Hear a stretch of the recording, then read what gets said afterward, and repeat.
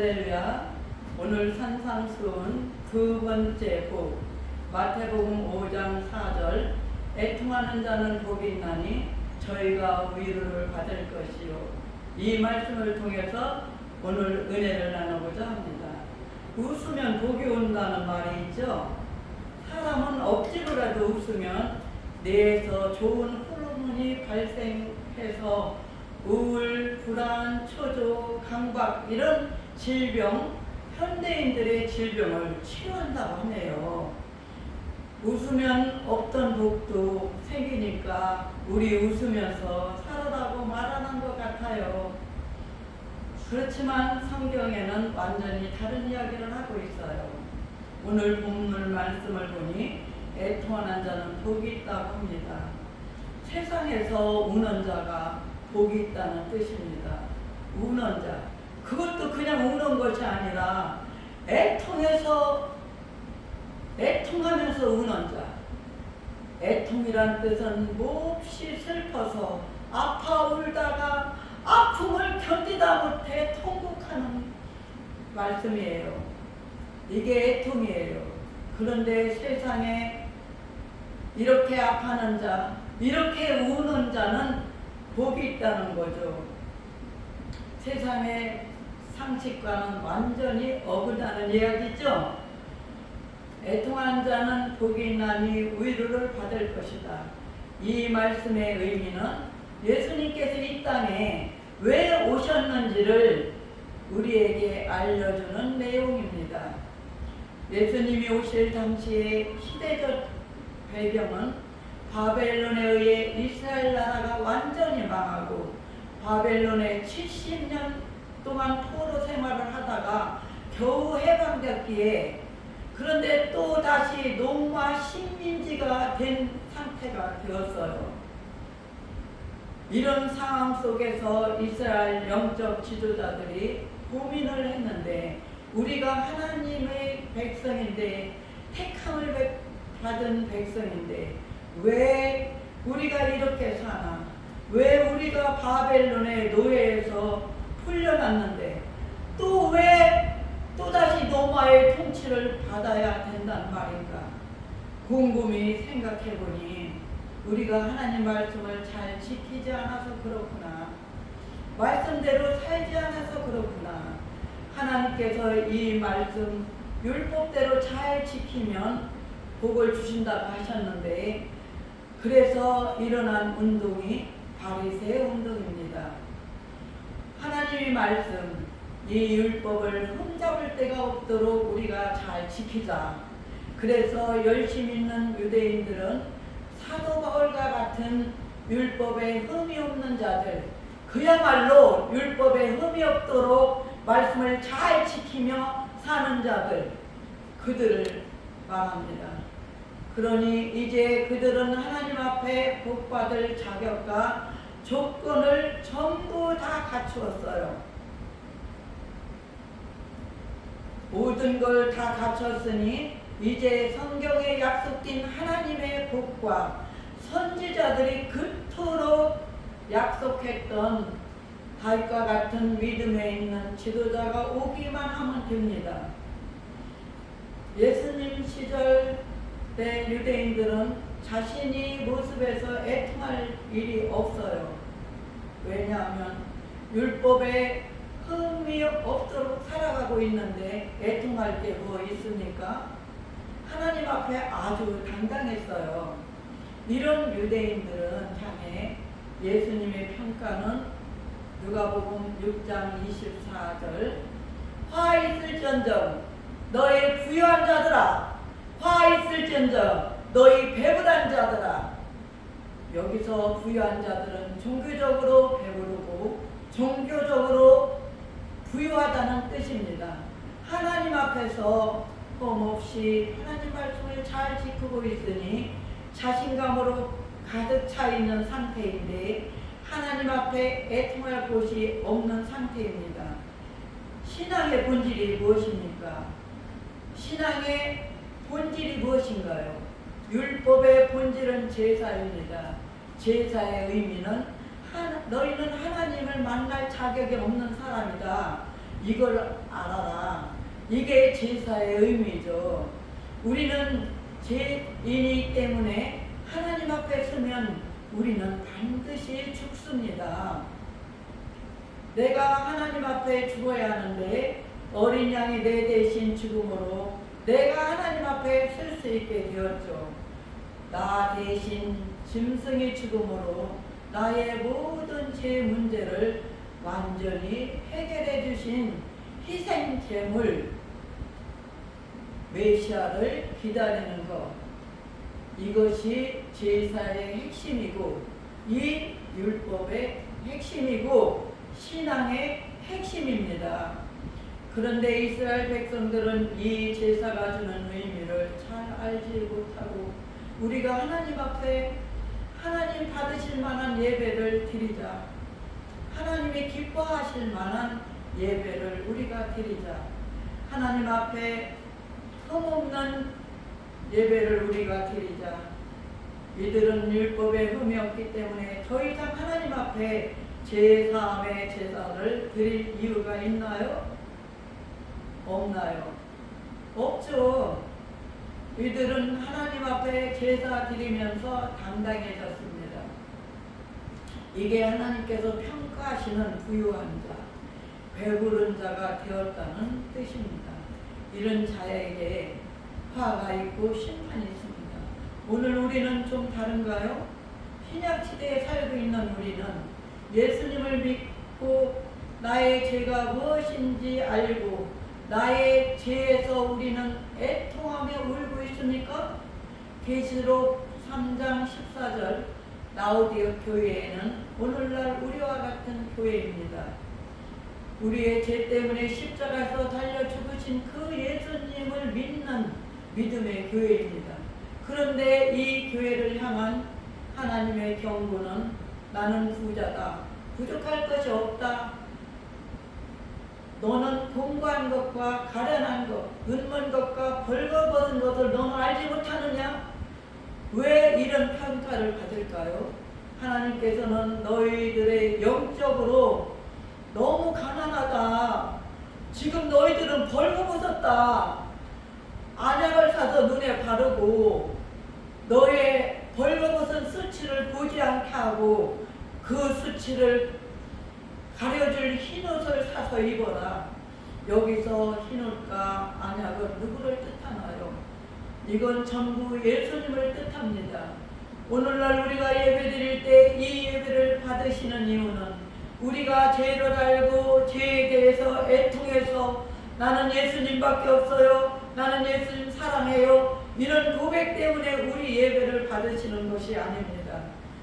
성도 여러분 잘 들으세요.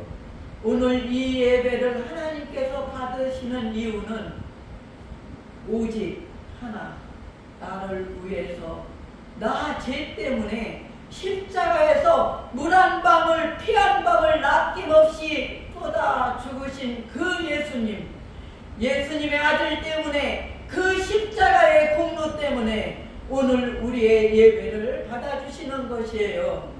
이게 제사의 본질인 동시에 율법의 의미입니다. 오늘 우리가 애통하는 자가 되어서 예수님을 바라봅니다. 우리는 애통한 자가 아닙니다. 그래서 예수님이 말씀하시는 애통하는 자는 복이 있나니 위로를 받을 것이다. 애통하는 자가 복을 받는다고 하시는데 애통하는 자가 누구인지 알아보자고요. 이사야 61장 1절 한번 보시죠. 기름 부은 자가 오신다는 이야기죠. 예수님께서 메시아를 보내주신다. 메시아가 오시는 날 무슨 일이 일어난다고 했나요? 메시아가 오시는 날 마음이 아파서 슬퍼하는 자가 위로를 받는다는 거예요. 메시아가 오시면 죄인에 의해 마음이 아파 슬퍼하는 자가 위로를 받습니다. 이게 오늘 마태복음 본문 중에서 예수님께서 하시는 말씀입니다. 이사야 1장 2절에서 4절을 보면 소는 그 임자를 알고 나귀는 주인의 유구를 알고 있지만 이스라엘 백성은 알지 못하고 나의 백성들은 깨닫지 못하는구나. 슬프다 슬프다. 범죄한 나라요, 허물진 백성이요, 행위가 부패한 자식이구나. 여기서 슬프다 이 말은 애통하다, 가슴이 찢어질 듯 아파서 통곡하는 이분이 누구신가요? 이스라엘 백성인가요? 아니면 하나님이신가요? 당연히 예수님이시죠. 이 백성은 내 백성인데, 내 자녀인데 나를 거역하고 나를 배반하고 소도 임자를 알고 말도 주인이 누구인지 아는데 내 백성 이스라엘 백성들은 도무지 나를 알지 못하는구나. 가슴을 치며 애통하시는 분은 누구십니까? 예수님입니다. 6절에 보면 우리는 발바닥부터 머리까지 성한 곳이 한 군데도 없이 매를 맞은 흔적으로 가득하다 그러십니다. 너희는 땅은 황폐하고 너희 토지는 이방인에게 뺏기고. 이때 이스라엘 백성들이 뭘 했나요? 이때 이스라엘 백성들이 애통하였죠. 가슴이 터질 듯 아파서 애통해 울었습니다. 이들은 왜 애통했나요? 이들은 왜 울었나요? 자신들이 당한 재앙 때문에, 자신들이 당한 삶의 처지 때문에 가슴을 치며 애통했죠. 내 자녀가 원수들 의해서 죽어가고, 내 부모가 죽어가고, 내 집이 무너지고, 내 토지를 뺏기고, 가슴 아픈 일이죠. 이스라엘 백성은 이 환경, 이 상황을 벗어나기 위해 온 힘을 다하여 하나님 앞에 더 많은 물질을 드렸습니다. 하나님이 이 물질을 받으시고 우리를 용서해 주겠지, 이러한 처지, 이런 상황에서 벗어나게 해달라고 하나님 앞에 제사를 드렸죠. 하나님 앞에 많은 물질을 드리며 하나님의 도우심을 구할 때 하나님께서 하시는 말씀, 이 소돔의 관원들아, 고모라의 백성아, 너희들은 무수한 재물이 내게 무엇이 유익하냐? 헛된 재물을 다시는 가져오지 말라. 내가 견디지 못하겠다. 그러시면서 예수님이 참으로 애통하시며 울으셨습니다. 이스라엘 백성의 애통은 단지 자신들이 처해 있는 상황과 환경, 처지 때문에 대한 애통이었고, 그들을 보시면서 참으로 애통하시는 분은 하나님 한 분. 우리들은 애통은 보통 돈이 없어서 가슴이 찢어지는 애통이고, 자녀들의 문제 때문에 속 터지는 애통이고, 이것이 성경이 말하는 애통이 아닙니다. 이 땅에서, 이 세상에서 썩어질 것 붙잡고 애통하는 자들, 죄의 노예가 되어 있는 자들, 창조주 하나님이 오시는 그 은혜의 날, 그들은 위로를 받습니다. 죄에서 해방됩니다. 죄에서 자유케 될 것이고 참 평안을 얻습니다.